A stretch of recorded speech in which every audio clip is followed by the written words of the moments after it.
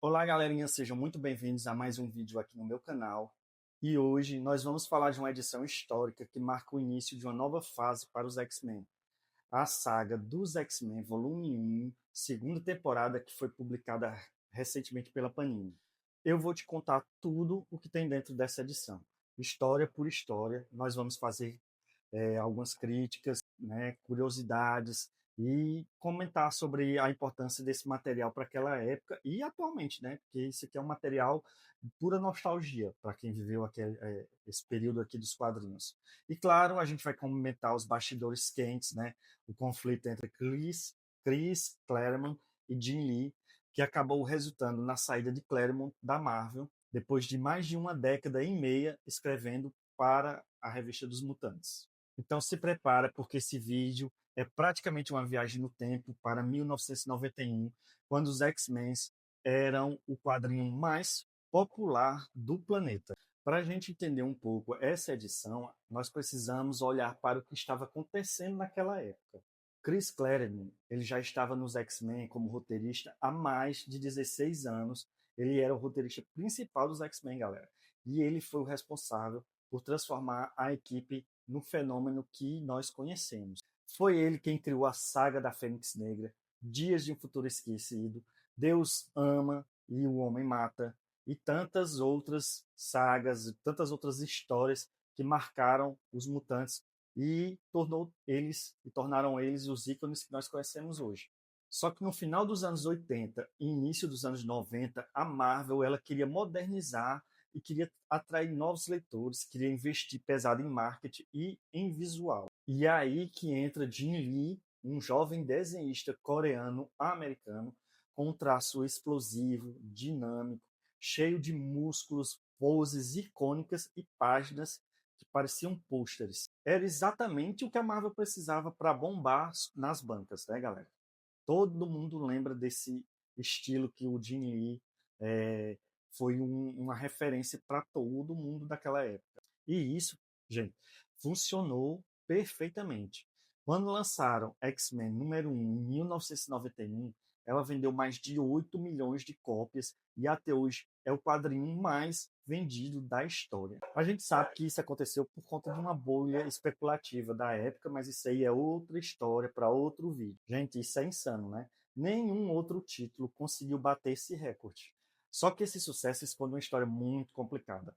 Chris Claremont e Jim Lee, eles não se entendiam nos bastidores. Mas calma, calma, que já já a gente vai comentar essa treta aí. E antes, nós vamos ver o que vem nessa edição da Panini.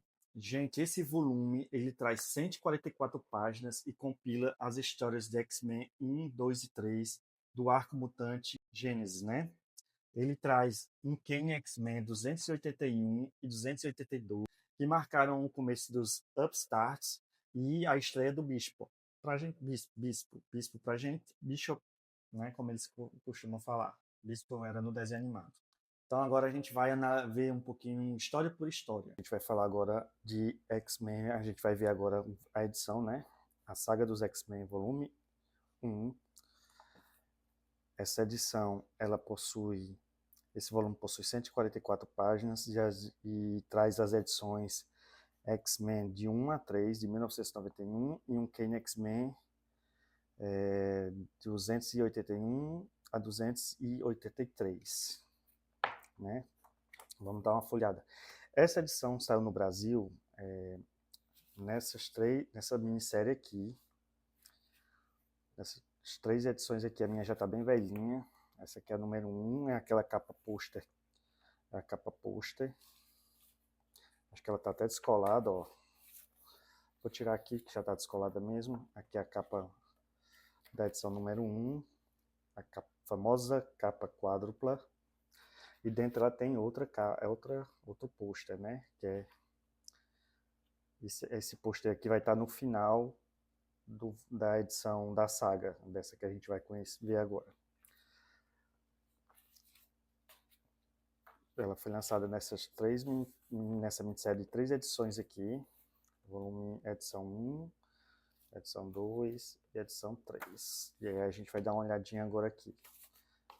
Olha aqui as duas juntas do mesmo lado, né? Uma lado a lado. E as edições que ele fala aqui dentro, cadê? A edição de um Kane X-Men 281 e 282, elas foram lançadas no Brasil em formatinho, nessas edições aqui, 80 e 81, né, que é a equipe da Tempestade e o surgimento do Bispo, primeira aparição do Bispo. Bishop, né? Só quero chamar de Bispo. Aqui a gente vai ter essas 5 histórias, né, que eu mostrei para você. A arte maravilhosa do Jim Lee. Nessa primeira edição aqui, que é essa edição no volume 1, a gente vai ver o ressurgimento do Magneto. E nessa primeira história aqui, um grupo de astronautas, né, eles roubaram essa nave aqui, acho que se eu não me engano ela é russa, e estavam fugindo em direção ao asteroide M, enquanto eles são perseguidos aqui por essas duas outras naves aqui. Depois do momento da fuga, quando surge Magneto, né, e captura todos eles, reclamando da bagunça no quintal deles, do Magneto, né? Tipo assim, vocês trazem a violência até a minha porta, né? Fique lá no ambiente de vocês, mas não tragam a violência aqui para minha casa. Aí ele prende todos eles, e em seguida a gente já vê aqui Nick Fury reunido com acho que é o presidente, se eu não me engano aqui, porque está na Casa Branca. É importante mencionar que nesse momento aqui eles estão discutindo a possibilidade de executar o início dos protocolos Magneto. Esse protocolo aqui ele foi mencionado no desenho animado agora, de 97. Ou 97, X-Men 97, isso. Eles faz uma mençãozinha aqui, eu vou procurar a cena e mostro aqui para vocês. No finalzinho já, quando o asteroide M está ameaçando cair na Terra, eles iniciam esse protocolo Magneto aqui. Aí a gente volta para a sala dos X-Men, a sala de perigo, né? Aqui uma visão geral já dos X-Men com os novos uniformes, né? Belíssimo, Tempestade, incrível, Vampira, todo mundo aqui, toda a equipe, o Arcanjo, Ciclope, Homem de Gelo, Colossus, o Forge aqui no canto, o Fera. Eles estão naquele típico treinamento na sala de perigo, né? Desenhos fantásticos, toda página tinha uma cena assim bem impactante, né? Você pode perceber aqui, ó. Era uma das características que passaria a definir o estilo dos quadrinhos dos anos 90. Jim Lee foi um dos precursores nessa técnica, né? Toda cena, toda página tem que ter uma cena explosiva. Cena explosiva, sim, chamativa, né? Aqui a Jean Grey com seu novo uniforme, a Vampira nessa cena incrível. Colossus, aqui são as duas equipes, né? Que essa edição aqui ela vai marcar exatamente esse início dessa divisão, a equipe azul e a equipe dourada, a equipe do Ciclope e a equipe da Tempestade, né? A equipe da Tempestade é a equipe dourada e a equipe do Ciclope seria a equipe azul. Então aqui a gente vê eles treinando, fazendo um treinamento na sala de perigo. E o objetivo era pegar, eu acredito que era capturar o Professor Xavier, mas aqui era um falso Professor Xavier e o verdadeiro Wolverine encontra fora da sala de perigo, né? Então, quando Nick Fury entra em contato com eles, interessante que a Moira McTaggart já está aqui, junto deles, né? A última saga foi a saga da Ilha do Muri, e aí ela já está reunida com eles aqui, para discutir a questão do ataque a Magneto, porque Nick Fury entrou em contato com eles. E aí os X-Men vão, voltando aqui ao asteroide M, né? A gente já vê aqui os astronautas brigando um pouco entre si, porque alguns são mutantes, outros são humanos, e eles estão lutando aqui, já que o Magneto capturou todo mundo. E esse aqui é o Fabian Cortez, e esse cara aqui ele vai começar a manipular o Magneto, né? Para atender aos interesses dele. Eles são muito extremistas. E aí os X-Men vão lá, porque Magneto foi aqui, é interessante demais isso aqui, porque essa cena aqui retrata um Magneto recuperando o submarino que ele naufragou há muito tempo atrás. Uma das histórias mais... Uma curiosidade dessa edição é que ela resgata muita coisa de outras histórias, como essa história aqui do submarino, que o Magneto afundou e matou os caras lá, e ele está vindo aqui buscar as ogivas nucleares desse submarino para proteger o asteroide M, porque ele espera que, por conta dele ter resgatado aqui os astronautas, os mutantes e os astronautas, né, o grupo do Fabian Cortez, que eles vão se tornar os acólitos do Magneto, aí eles já estão aguardando aqui que haja uma retaliação das grandes potências mundiais, né, por conta desse ataque às naves. E aí os X-Men já se reúnem e vão lá enfrentar o Magneto nesse submarino aqui antigo. E aí tem uma batalhazinha aqui, X-Men versus Magneto. Magneto sai um pouco, né, termina aqui a batalha, ele consegue derrotar os X-Men e pegar os mísseis. Só que antes dele partir, um é detonado. Eu não sei se não vejo aqui, não me recordo se é acidental, mas eu sei que um é detonado e Vampira é atingida. Aí ela acorda, aqui a gente pode ver Magneto conseguiu voltar ao asteroide M. E aí o Fabiano Cortez vai começar a manipular ele. E um dos poderes o poder do Fabiano Cortez é exatamente tipo assim, potencializar o poder mutante que a pessoa tem. E aí é como se o Magneto tivesse mal o tempo todo, mas o poder dele está sempre lá, por ele se sentir mais forte, ele está sempre bem. Só que na realidade ele está bem mal, né? Bem mal. Aí aqui a vampira acorda em Genosha, que já está sob ataque dos acólitos, que eles estão indo lá aparentemente para capturar a vampira, né? E nessa tentativa de captura, eles destroem logo Genosha, né? Fazem um ataque destrutivo a Genosha. Aqui é mais um confronto aqui entre os acólitos e os X-Men. Aí quando Magneto surge no final da cena, e tem um plot aqui que é a Moira chorando aqui, desesperadamente, e ela vem dizer que a culpa de tudo que está acontecendo é dela. A gente vai descobrir depois o porquê disso. Na edição número 2, já na edição número 2, essa cena incrível aqui do Jim Lee, a mesma edição aqui, ó.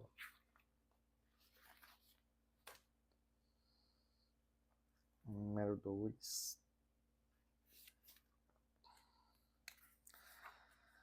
Continua a luta entre os X-Men, Magneto e os Acólitos. Todos eles entram em combate aqui. Enquanto isso, nós temos aqui o Nick Fury reunido aqui.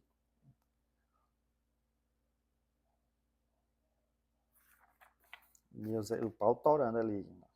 Os X-Men contra os Acólitos e contra o Magneto. Eu sei que o Magneto consegue derrotar todos os X-Men e levar eles para o asteroide M.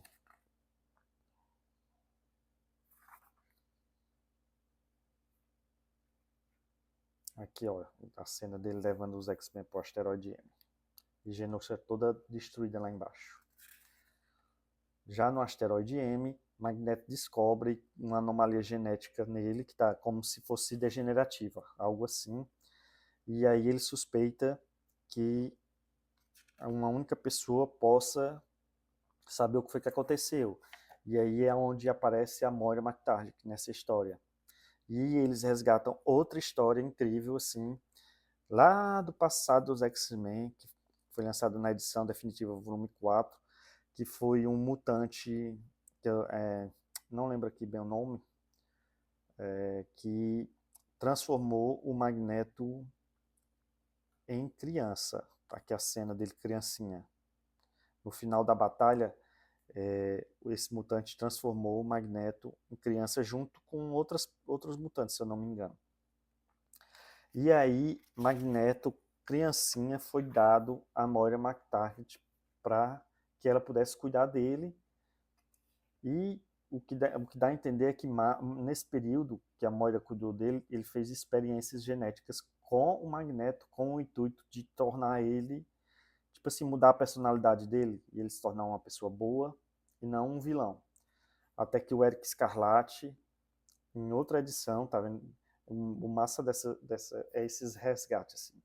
Aí o Eric Scarlatti fez ele voltar ao normal, né? Voltar a ser adulto.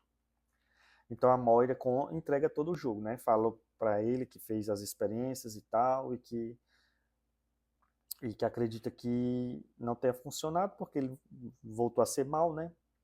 E aí todos os X-Men são capturados por ele. Aí, o Magneto quer que a Moira faça o mesmo procedimento com os X-Men e para transformar todos os X-Men numa nova Irmandade de Mutantes do Magneto, né? Os acólitos do Magneto. Então.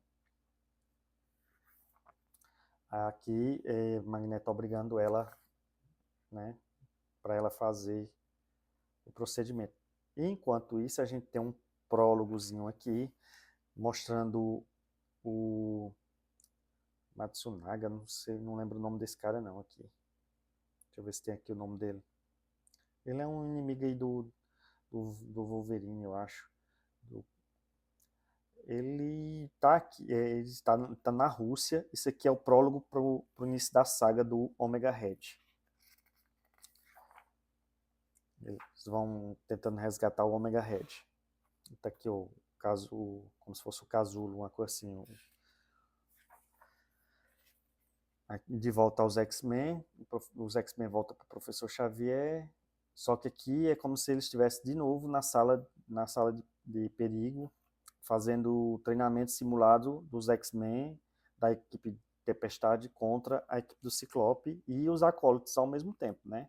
Sempre a equipe da Tempestade perde, nesse caso aqui.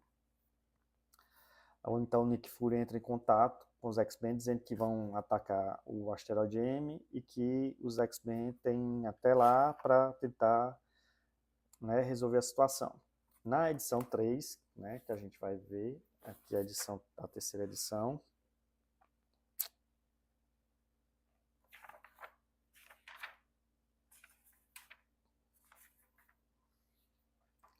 na edição 3, os X-Men num jato invisível aqui, bem legal, eles vão até o asteroide M com o intuito de resgatar, né, os colegas dele, os outros, a equipe do Ciclope, né, e convencer Magneto a não emplacar numa guerra.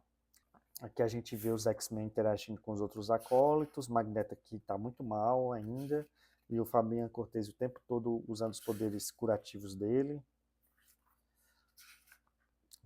O Wolverine. Aí os X-Men entrando, né? E aí, aqui é o primeiro embate da equipe de Tempestade contra a equipe de Ciclope. Tem uma luta de novo, e os acólitos também estão pelo meio.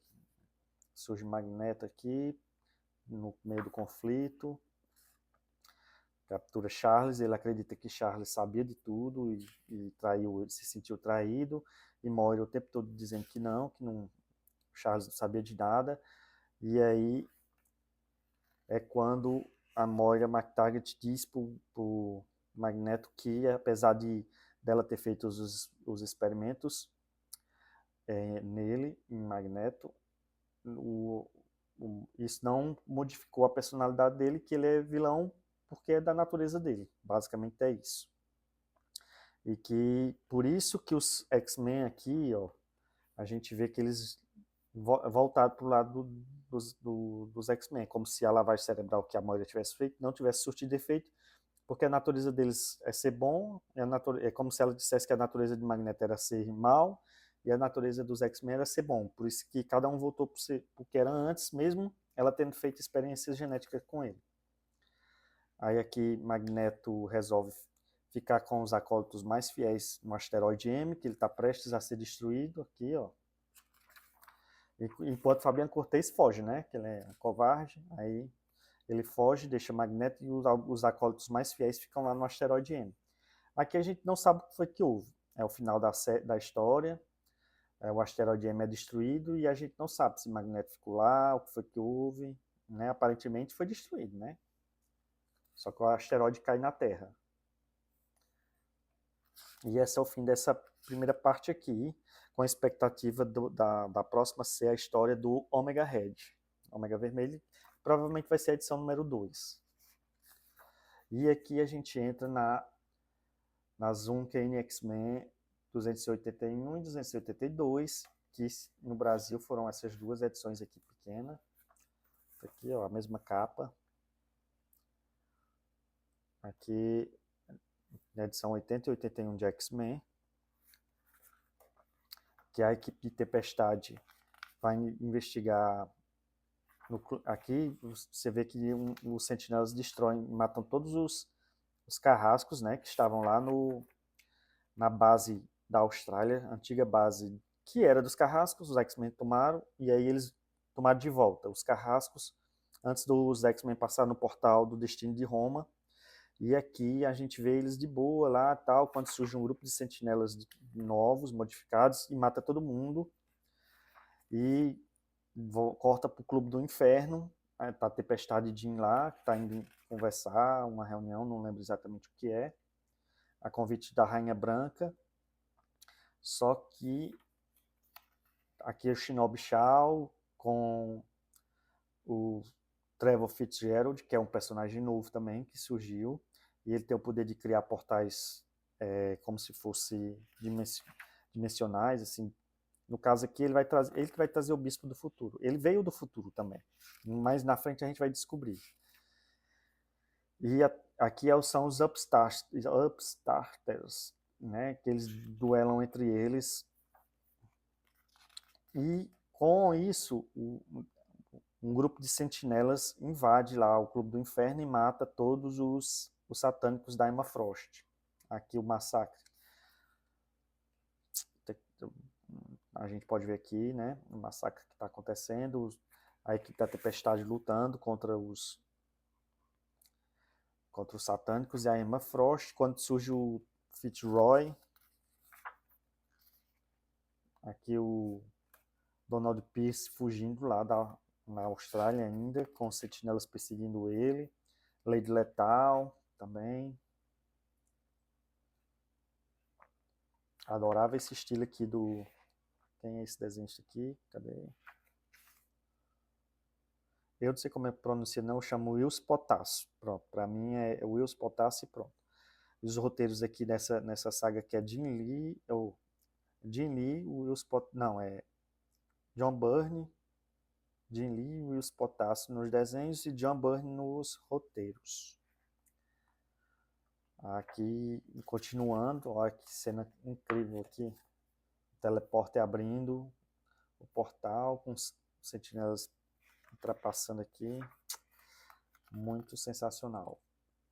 Bem anos 90 isso aqui. O Fitzroy, o Donald Pierce chegando aqui no Clube do Inferno, junto com os sentinelas. A Emma Frost ela vai ficar em coma, mas depois a gente vai entender melhor o que foi que houve. Que houve uma troca aí de mentes dela com a Jean. Aqui os X-Men enfrentando os sentinelas. O massacre no final da história a gente vê a Jean dada como morta, né? Só que a história é outra. E aqui na Uncanny X-Men 282, que é essa daqui, a pequenininha no Brasil. Muito massa. Aqui. Papel jornal, acho que é papel jornal isso aqui. E aqui a gente tem as duas histórias, né? Nessa daqui, olha aí, ó.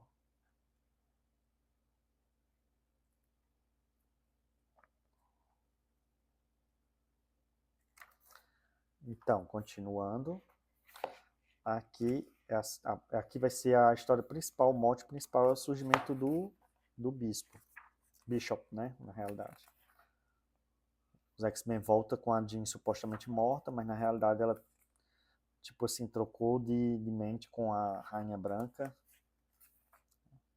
Aqui a Rainha Branca também.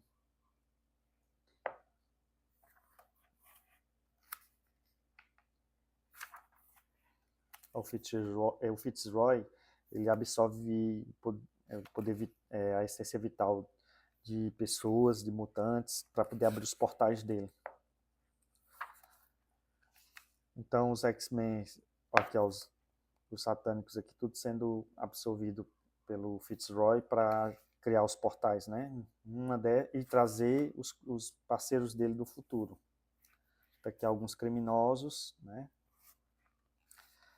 Só que junto desses criminosos vai vir o bispo também, Bishop. Só quer dizer bispo por causa do desenho animado. Os X-Men vão lá resgatar, né, a Rainha Branca barra Jean Grey. E eles lutam, assim, vários satânicos já estão mortos, né? Aqui tem a Tempestade, um arcanjo.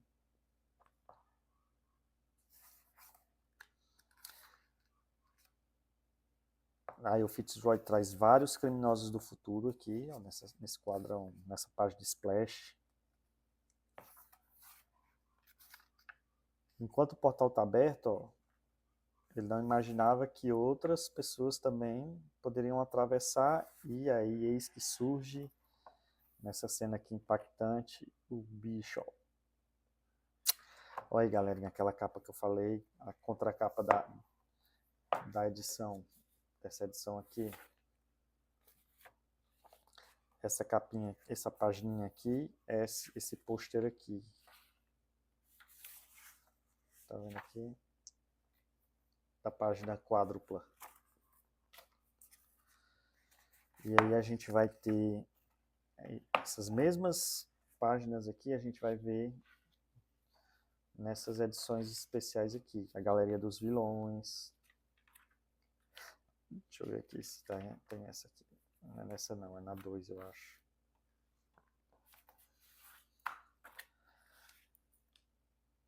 A Galeria dos Vilões. A X-Men Primeira Classe, desenhada por Jim Lee, Scott Williams, também tem. Acho que tá nessa daqui, na 3. Tá aqui, ó, mesma capa. Aí vem aqui essa página dos X-Men na piscina também. Acho que é nessa daqui. Ó, mesmo pôster. Essa daqui tá na 1. Essa aqui é da alguns vilões. A Belladonna, que vai surgir mais à frente, que é a suposta esposa do Gambit, o Omega Red. Aqui é da saga do Mojum. Essa aqui é a Zaladene. Aqui nas edições originais do Brasil tem umas páginas de esboços, de sketches, esboços do Jim Lee. Cadê essa daqui? Aí, ó, de Jim Lee, Vampira. Aqui, esboços do Jim Lee. Do Fabian Cortez, o Omega Red, Vampira, Ciclope, Professor Xavier na cadeira flutuante. Bom, galera, é isso. Essa fase aqui foi o que delimitou muita coisa do desenho animado dos anos 90, né? Todo o visual da série animada foi inspirada nessa fase aqui criada pelo Jim Lee, né? E aqui foi a fase final do Chris Claremont como roteirista dos X-Men.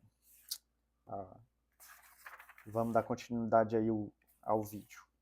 Esse é o início de uma fase bem mais sombria para os mutantes. Ou seja, esse volume da Panini entrega 2 grandes momentos, né, que são aquele momento no asteroide M, todo o conflito de Magneto, que inicia a fase de Jim Lee, e também a gente tem a estreia do Bispo, né, Bishop, que é um personagem que ganharia grande importância nas sagas futuras, como em A Era do Apocalipse. A gente sabe que na Era do Apocalipse ele vai ser um elo muito importante para o desenrolar da saga. Agora sim, nós vamos falar dos bastidores e por que esse arco marcou o fim da Era Claremont. A verdade é que Chris Claremont e Jim Lee eles tinham visões completamente diferentes dos X-Men. Claremont ele queria inovar, ele planejava ideias radicais os X-Men. É, como, por exemplo, ele queria matar o Professor Xavier permanentemente e colocar Magneto como líder da equipe, deixando os X-Men cada vez mais sombrios e arriscados assim em suas aventuras, né? Já Jim Lee e o editor Bob Harras, eles queriam o contrário. Eles queriam manter os personagens icônicos, apelar para nostalgia e vender quadrinhos como nunca. E venderam. As capas variantes de X-Men número 1 foi um golpe de mestre de marketing.